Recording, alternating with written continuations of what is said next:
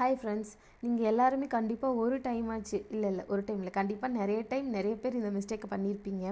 கம்மி விலையில் கிடைக்குதுன்னு சொல்லிட்டு நம்ம அந்த பொருளை அதிகமாக வாங்குவோம். ஆனால் பில் போடும்போது பார்த்தா அதுதான் அதிகமான ரேட்டில் இருக்கும். எப்படின்னா, நான் அன்றைக்கி அப்படி தான் வெஜிடபிள்ஸ் வாங்கலான்ட்டு போயிருந்தேன். பக்கத்தில் சந்தை போட்டிருந்தாங்க. அங்கே வெஜிடபிள்ஸ்லாம் கம்மி காசுக்கு தான் இருந்தது. அது மட்டும் இல்லாமல் ஃப்ரெஷ்ஷாகவும் இருந்தது.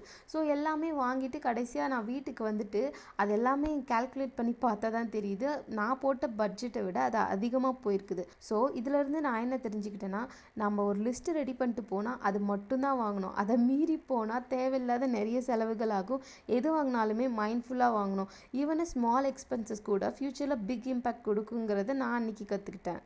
நாங்கள் புதுசாக வேறு வீட்டுக்கு ஷிஃப்ட் ஆகியிருக்கனால அப்பா அம்மா எனக்கு ஹெல்ப் பண்ணிகிட்டு இருந்தாங்க. ஸோ அம்மா தான் சந்தைக்கு கூட்டிகிட்டு போயிட்டு வெஜிடபிள்ஸ்லாம் பார்த்து வாங்கி கொடுத்துட்ருந்தாங்க. ஸோ இதுக்கடுத்த வீட்டில் இருந்து நானே தான் தனியாக பார்த்து எல்லாத்தையும் பண்ணிகிட்ருக்கணும். அப்பா எங்கள் அம்மாவுக்கு கூட வேலை செஞ்சு கொடுத்துருப்பாங்களான்னு தெரியல, ஆனால் எனக்காக வெஜிடபிள்ஸ்லாம் கட் பண்ணி க்ளீன் பண்ணி கொடுத்துட்ருந்தாங்க.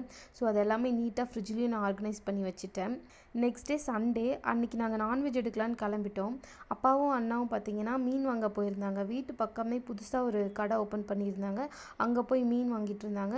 அப்புறம் நானும் கார்த்தியும் மட்டன் வாங்கலான்னு சொல்லிட்டு எங்கள் வீட்டு பக்கம்லாம் அலையிறோம். புதுசாக வந்திருக்கோம் இல்லையா, ஸோ எங்கே எது இருக்குன்னே தெரியல. கொஞ்சம் தூரம் போய் தேடி மட்டனும் வாங்கிட்டு அப்புறம் வீட்டுக்கு வந்தோம். ஜிகனாக்காக ஸ்பா கூட்டிகிட்டு போகலான்னு நினச்சிட்டு இருந்தோம். அதுக்காக வீடியோ கேட்டாங்க. ஸோ அதை தான் வீடியோ எடுத்துகிட்டு இருந்தோம்.